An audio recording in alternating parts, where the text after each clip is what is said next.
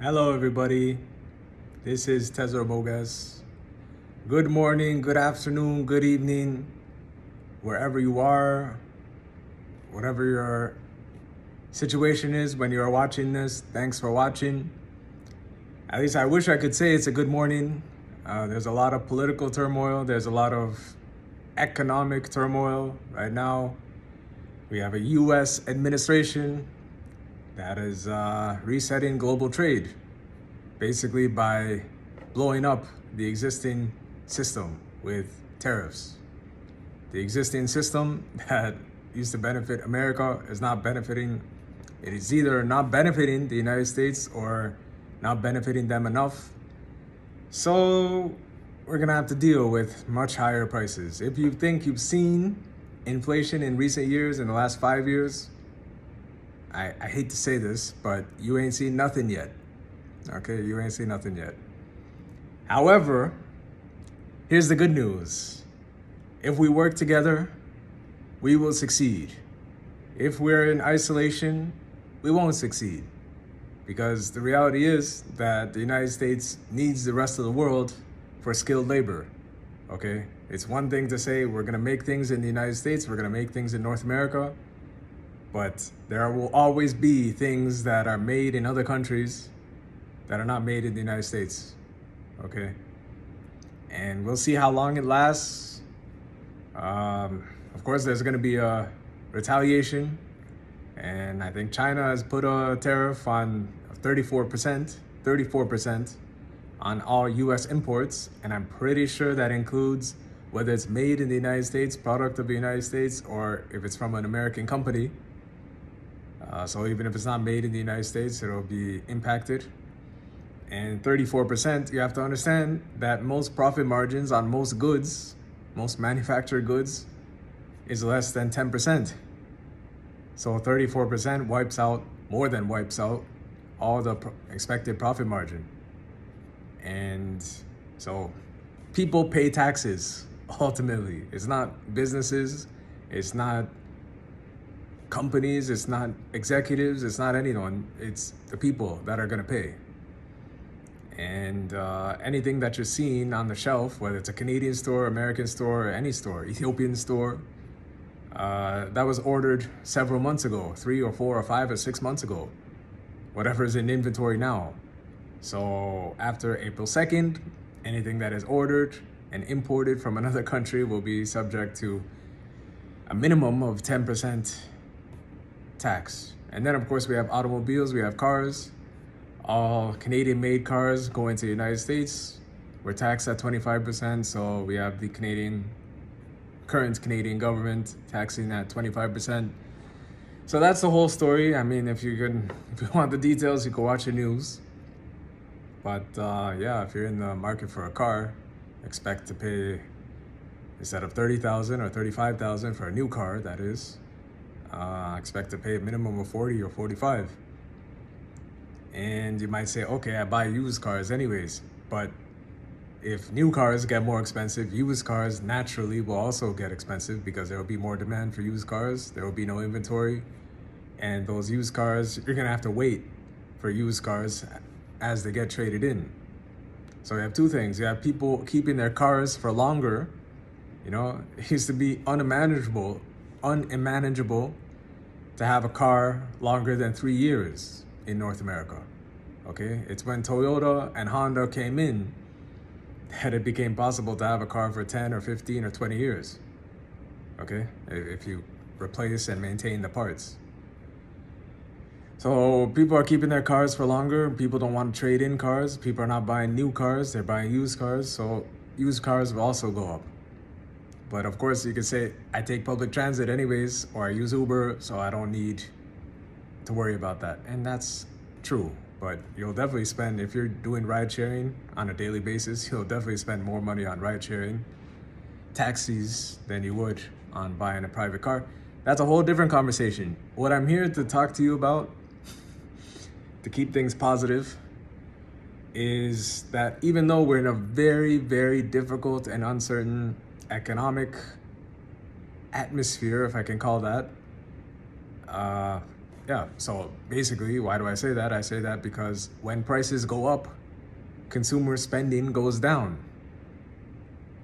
Anyone that is in business, anyone that is successful in business wants the lowest possible price, wants to charge the lowest possible price to their consumer.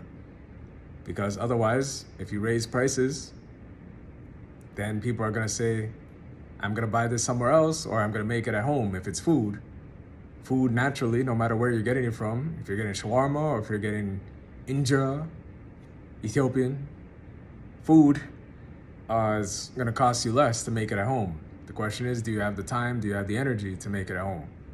That's a whole different story.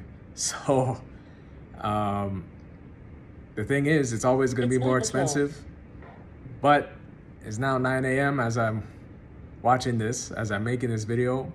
And when prices go up, consumer spending goes down. And the Canadian perspective is, you can even go back to before COVID, before coronavirus, okay?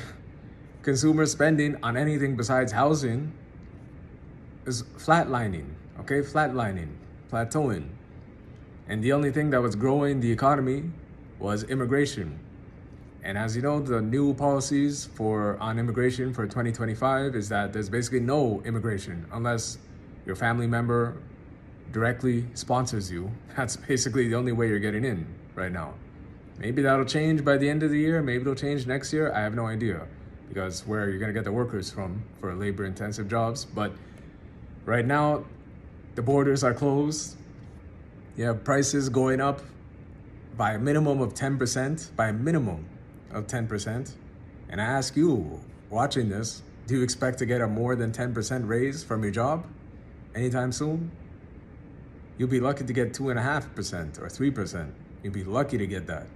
And for that, you should even be grateful, grateful for a 3% raise.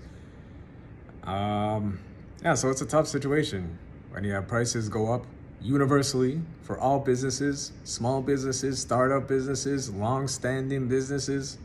When you have a situation like that, and there's so much uncertainty, so when businesses hire somebody, they're looking to hire the best person possible. And they're only looking to hire when they need labor to take care of the jobs that they either can't do themselves, physically they cannot do themselves. It's not like that they don't want to. They would love to do it themselves and save the money, protect the profit margin, but physically, from an energy standpoint, can't do themselves, or you are adding value to the business. You're attracting more customers in. So that's why someone would hire you to do a job. Okay, either as an employee or as a contractor, you're gonna do this job because it's beneficial to me and my business. It's gonna grow my business. But when you have prices go up, the only money that a business is spending is profits that it earned in the past. Okay, that's what's on the balance sheet. Money that you earned in the past, just like a savings account, is money that you earned from your previous jobs. Okay, you work more hours, you get more paychecks, you're gonna have a bigger bank account. And you don't spend it, of course. If you spend it on travel and tourism, then the bank account is gonna look a little empty, or you're gonna have a lot of money owed to your creditors. That's just how it is. But no one predicted a 10% minimum tax, and anyone who's expecting the current US president to back down and suddenly reverse his position. I know Canadian politicians keep asking for that. Go on television, American television, and keep asking for that. I highly, highly doubt that's gonna happen. So higher prices are here to stay. I could be wrong. I hope I'm wrong. Actually, I hope I'm wrong, because Canadians can't handle this. Just can't handle it. Household debt, all the money is in real estate. Okay, so the country is very illiquid right now. Illiquid. There's almost no cash. Any money that's being spent is generally borrowed money. Home equity line of credit. What is a home equity line of credit? It's a second mortgage because it's secured against your home. So guess what? If you don't repay the home equity line of credit, if you don't service the debt, I believe it's interest only, but eventually you're gonna have to pay the principal, or when you sell the house, the proceeds of selling your house will be used to repay what you owe on the home equity line of credit. So that's why it's called second mortgage. Okay, I'm going through a lot of topics right now, but it's been a while, so let's make this a longer video. Okay, is that okay with you? Don't answer that one. But yeah, for a long time, there's been little to no hiring in Canada, with or without tariffs, and that's because companies are not investing. Why in God's name would you ever hire someone if you don't expect more business? If you don't expect more revenue, why? Like, any money that you get from your employer is a percentage of the revenue that they collect. Okay, so it's a supply chain. The employer gets the money from the consumer. The employer, based on the terms and conditions that they hired you, based on the employment offer, they pay you your wages based on the amount of hours that you work. And then, congratulations, you have a direct deposit into your account. Whether it's a small deposit or a big deposit, that's a whole different story. But the money has to come from somewhere. Okay? So, yeah, no organization you would love to have new talent. You would love to have it. Talented people. I mean, I'm looking for talented people too, actually. The only problem is I don't have any money. As you know, I'm doing these networking events on a donation basis for now. The good news is, here's the good news, and I think I'll end with this, okay? To make it positive, okay? Because the world is in turmoil. You can't redistribute or distribute what you don't have in your possession. Of course, when it comes to money, you can only give what you have. So eventually, I'm gonna start charging admission fees. They're gonna be as low as possible. Hopefully it pays for the room. But I am looking to do networking events on a regular basis every week. Okay, every week, starting on Monday evenings. Okay, it's gonna be called EAS Mondays. Okay, I'm now calling it EAS because EAS is a little too hard to remember, too many syllables. So now I'm calling it EAS. EAS, you see? EAS. Yeah, EAS Mondays is gonna be at the location that, if you've been there before, you know the location. I'm really gonna be trying to do it every week because what the community centers offer is a seasonal pass.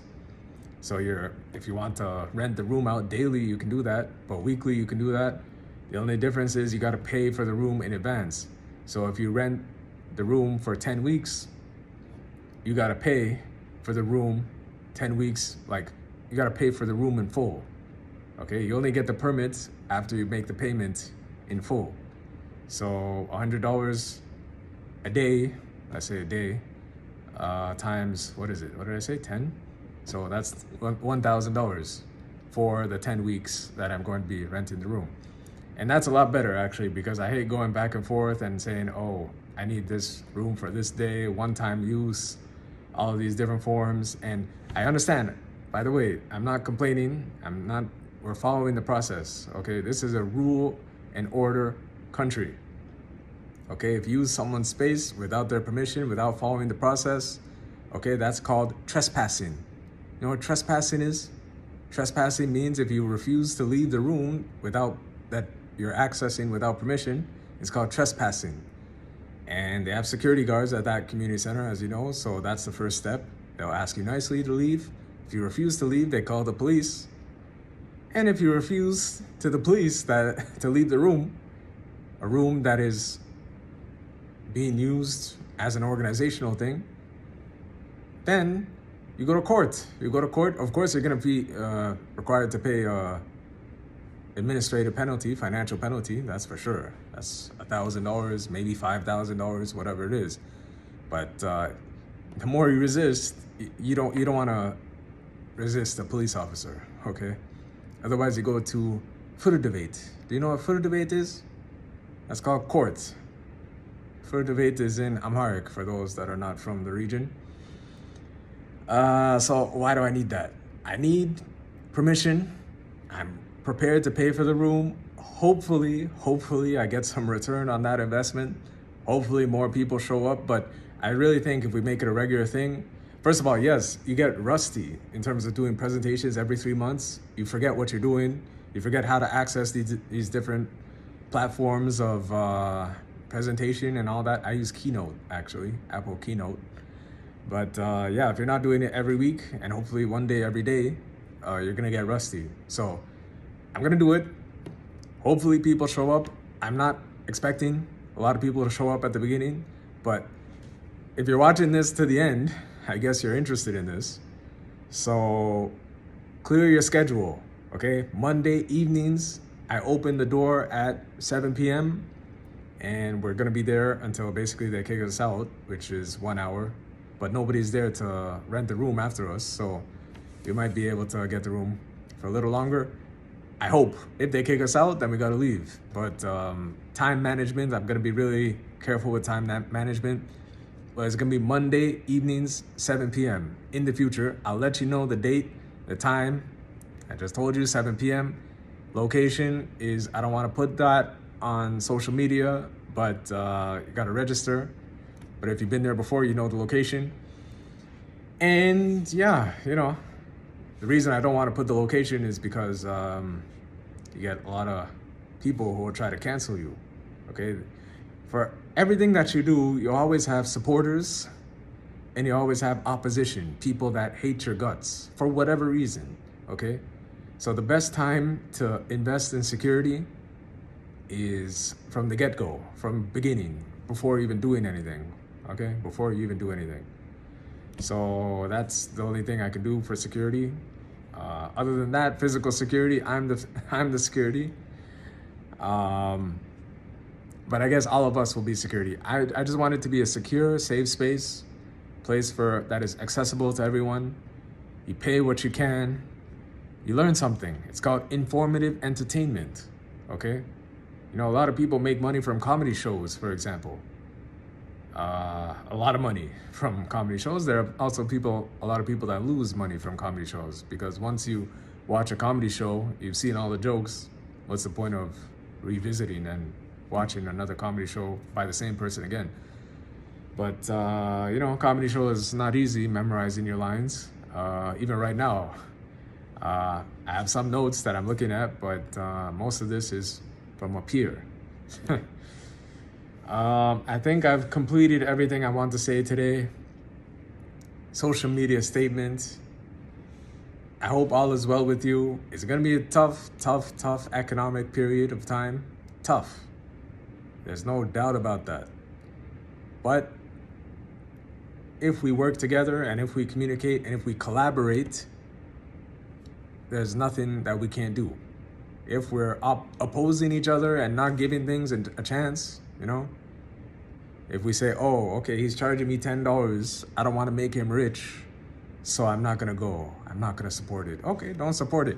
But by not supporting me and EAS, you're actually not supporting yourself, okay? Because the position that you're in today is a result of investments you made in the past. Investments to acquire knowledge, acquire perspectives, acquire experiences from other people. And even perspectives and experiences from people that you don't like. People that you would never want to invite for Easter dinner, for Christmas dinner, for whatever religious holiday. There are many different religious holidays. I shouldn't have mentioned the holidays, but people that you wouldn't want to invite over to your house, okay? There are always going to be people like that, people that you disagree with for whatever reason. You didn't like the way they were talking to you. However, you should give people a chance and just hear them out, okay? That's what the networking events are all about. Networking, building relationships that you wouldn't have if you didn't attend the networking events. With that being said, I'm gonna end this video here. We're almost at 20 minutes. Thank you very much. I hope you have a great day. I hope you can find something good to come out of the day you're about to have or the day you're about to have tomorrow. Thank you very much. Have a great day. This is Tesor Mogas, by the way. Thank you very much.